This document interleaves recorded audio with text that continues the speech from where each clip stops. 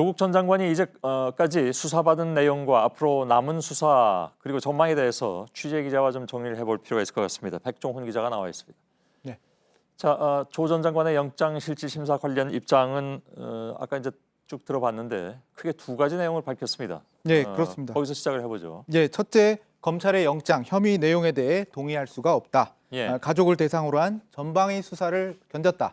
혹독한 시간이었다. 이렇게 두 가지입니다. 예. 이런 발언은 조 전 장관 수사와 관련해서 연결이 되고요. 영장은 유재수 전 금융위국장 수사와 관련이 돼 있습니다. 예. 검찰은 조 전 장관이 유 전 국장 감찰 무마와 관련해 역할을 했다고 의심하고 있습니다. 하지만 조 전 장관은 정당한 감찰 활동, 즉 보고를 받아 해당 소속 기관에 통보해 처리했다는 입장입니다. 예. 앞서 청와대도 감찰 보고를 받고 소속 기관에 알려 처리한 것은 민정수석의 정당한 권한이다. 이렇게 밝힌 바가 있습니다. 예. 조 전 장관 또 조 전 장관을 변호하는 김칠준 변호사도 앞서 리포트에서 봤듯이 이런 입장을 분명히 하고 있습니다. 예. 가족에 대한 수사를 언급한 대목은 결국 이제 가족에 대한 전방위 수사, 이른바 먼지털이식 수사다라는 주장인 것 같고, 아무튼 그 입장을 계속 밝히는 것으로 볼 수가 있겠군요. 예, 지난 8월 말이죠. 그 압수수색으로 가족 의혹에 대한 수사가 시작됐습니다. 조 전 장관의 오촌 조카 조범동 씨, 동생 조모 씨가 구속되고 재판에 넘겨졌고요. 부인 정경심 교수도 구속 기소돼 재판이 진행 중입니다. 앞으로 일주일 이내, 즉 연내에 조 전 장관도 기소될 가능성이 높습니다. 예. 이 내용은 이도성 기자가 리포트로 정리했습니다. 한번 예. 보시겠습니다. 조국 전 장관 일가를 수사 중인 검찰은 조 전 장관을 다음 주 재판에 넘길 예정입니다. 수사가 시작된 지 4개월이 지난 데다 관련자들의 재판이 본격적으로 시작됐기 때문입니다. 검찰은 조 전 장관이 딸 조모 씨에게 서울대 공익인권법센터의 허위 인턴 증명서를 만들어준 것으로 의심하고 있습니다.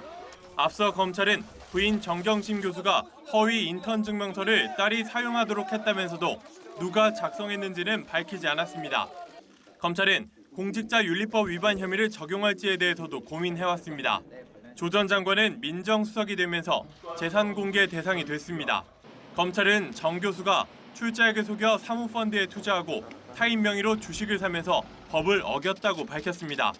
조 전 장관은 또 동생 조모 씨의 웅동학원 허위 소송에 관여했다는 의심을 받아왔습니다. 하지만 조 전 장관은 검찰 조사에서 혐의를 모두 부인하고 진술 거부권을 행사했습니다. JTBC 이도성입니다. 리포트는 잘 봤습니다. 저희가 보도해드렸는데 현 송철호 울산시장하고 당내에서 경쟁하던 임동호 전 더불어민주당 최고위원에 대해서 압수수색을 할 때 여기도 조 전 장관이 피의자로 적혀 있었단 말이죠. 그래서 이 부분에 대한 수사도 지금 남아있는 상황 아니겠습니까? 예, 그렇습니다. 조 전 장관은 이 부분에 대해서도 조사를 피하기 어려워 보입니다. 자유한국당이 송철호 시장과 그 측근 등에 대해 고발을 해서 임동호 전 최고위원에 대한 압수수색이 진행이 됐습니다. 조 전 장관도 피고발 대상이어서 임 전 최고위원 영장에 피의자로 적혀 있다는 것입니다. 예. 이번 하명수사 의혹은 송철호 시장의 측근인 송병기 현 울산시 부시장이 수사에 협조해 시작이 됐고요. 이런 첩보가 백원우 전 민정수석 비서관에게 전달이 됐고 이후 민정비서관실이 울산경찰에 첩보를 내려서 수사를 한 게 아니냐는 의혹이 불거지고 있습니다. 예. 당시 백 전 비서관의 상관이자 업무 책임자가 민정수석을 지낸 조 전 장관이어서 이 수사도 조 전 장관이 받아야 할 대목입니다. 예, 알겠습니다. 이게 워낙 수사가 좀 여러 갈래이기 때문에 좀 정리를 좀 해봐야 될 것 같아서 얘기를 들었습니다. 백종원 기자였습니다.